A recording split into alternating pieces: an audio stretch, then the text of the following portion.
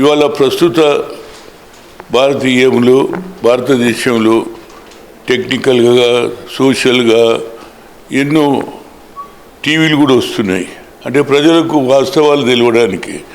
నా ఉద్దేశంలో ఈ 99 టీవీ ఇప్పుడే మా మిత్రుడు చెప్పాడు, ఎండి గారు, ఒకటి ఎడ్యుకేషన్, ఒకటి స్కిల్ డెవలప్మెంట్, ఒకటి జ్యుడిషియరీ, రెండోది ఏ విధంగా సమాజంలో జరుగుతున్నటువంటి అన్యాయాలు ఏమిటి, వీటన్నిటి మీద 5-6 అంటే 10 ప్రజలకు ఉపయోగపడేది.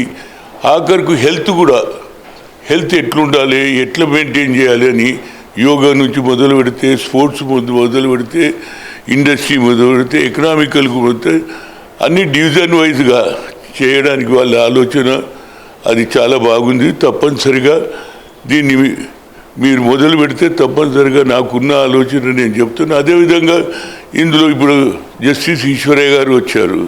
వారు గతంలో జస్టిస్గా చేశారు, లాలో ఎక్స్పర్ట్ ఉన్నాడు. ఆయన కూడా లాలో ఏ విధంగా ఉంటుంది, ప్రజలు ఏ విధంగా ఎదుర్కోవాలి, మీకున్న కష్టాలు కేవలం కోర్టులలోనే తేలుతుందంటే ఏండ్ల తడబడి ఉంటుంది. అయినంత మటుకు అందులో ఏది చేయాలి అనేది ఆయనకున్న ఎక్స్పీరియన్స్ ఆయన చెప్తారు. ఈ విధంగా ఒక్కొక్క సబ్జెక్ట్ ఒక్కొక్కరిది ఉంటుంది కాబట్టి వాళ్ళు నేను అనుకుంటా 15 నుంచి 16 దాకా వేరియస్ ఇష్యూస్. అదేవిధంగా క్రైమ్ కూడా, నేను క్రైమ్కి ఒక్కటే రిక్వెస్ట్ చేసిన, సార్ క్రైమ్ని ఎక్కువ చూపిస్తే క్రిమినల్స్ పెరిగిపోతున్నారు, కొద్దిగా తక్కువ చేయమని చెప్తున్నాను. ఎందుకంటే ఆ క్రైమ్ చేసినోడే బయటకు వచ్చినప్పుడు, లోపలికి పోయినప్పుడు, జైలుకి వెళ్ళి వచ్చినప్పుడు వాడిని ఎక్కువ చూపించలేడు, వాడు హీరో తయారవుతుండు.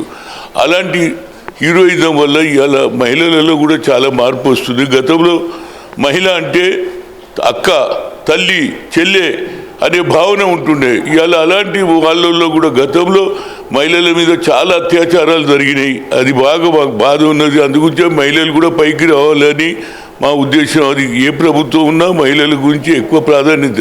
కానీ మహిళలలో కూడా మార్పు వస్తుంది. ఆ ఏం మార్పు అంటే, భర్త లవ్ చేసేది ఏది పాత సినిమాలలో చూసినా ఏది లవ్లు అఫేర్స్ ఉంటుండే. కానీ ఇవాళ ఏమైంది, లవ్ చేసిన వాడు పెళ్లి చేసుకోలేదని, వేరే వారిని పెళ్లి అయిన తర్వాత వాడిని చంపాలని ఈ కల్చర్ బాగలేదు. ఈ కల్చర్ను కూడా మహిళలలో కూడా మార్పు రావాలనేది నా ఉద్దేశం. మహిళలకున్న రెస్పెక్ట్ ఇలాంటివి చూడడం వల్ల చూసే వాళ్ళకే బాధ అవుతుంది. భర్త భార్య ఇద్దరంటే వాళ్ళిద్దరు కలిసి ఉంటేనే సంసారం బాగుంటుంది. వీళ్ళిద్దరు పొత్తుల పిల్లలు చనిపోతున్నారు, పిల్లలను చంపేస్తున్నారు. వాళ్ళ భవిష్యత్తు ఏం కావాలి?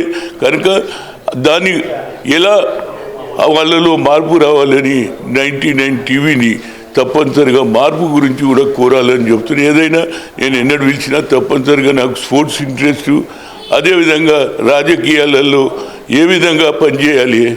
సంజయ్ గాంధీ అప్పటి నేను పనిచేసిన యూత్ కాంగ్రెస్ అన్న చెట్లు పెట్టే కార్యక్రమం, ఈచ్ వన్ టీచ్ వన్ అని ఇవన్నీ కూడా ప్రజలకు చెప్పడానికి తప్పనిసరిగా ఈ 2 సబ్జెక్ట్ నాది.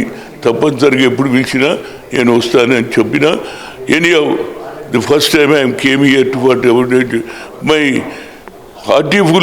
heartiest congratulations to pick up like other TVs. ఇంకా ముందుకు పోవాలని కోరుతున్నా. Thank you.